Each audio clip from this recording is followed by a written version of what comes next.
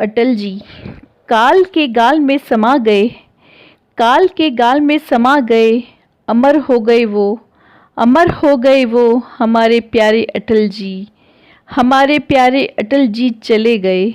जीवन के द्वंद्व में, जीवन के द्वंद्व में अकेले ही लड़े, वे हंस बोल कर अनुशासन बताते, वे हंस बोल कर अनुशासन बताते, ऐसे अटल जी चले गए।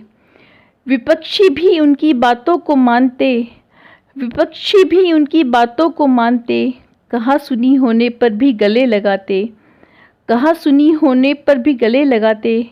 कुछ परंपराओं को तोड़ा उन्होंने, कुछ नई परंपराएं बनाई और राह दिखाई। हंसते मुस्कुराते मीठी बातों की भी उनकी चुटकियाँ, हंसते मुस्कुराते मीठी बातों की उनकी चुटकियाँ बहुत असर दिखाती थी, बहुत असर दिखाती थी। अपनी बातें, अपनी बातें अपनी कविताओं में सारी बातें अपनों से कह जाते, सारी बातें अपनों से कह जाते। वे तीखी नहीं मीठी चुटकियाँ होती, वे तीखी नहीं मीठी चुटकियाँ होती थी उनकी, वे सबके चाहते, उनके विरोधी भी चाहते थे। आज विधि के विधान ने अपनी लीला दिखलाई, जाना तो सबको पड़ता है, पर उन्होंने जाते जाते भी अपनी अमिट छाप लगाई, पर उन्होंने जाते जाते भी अपनी अमिट छाप लगाई।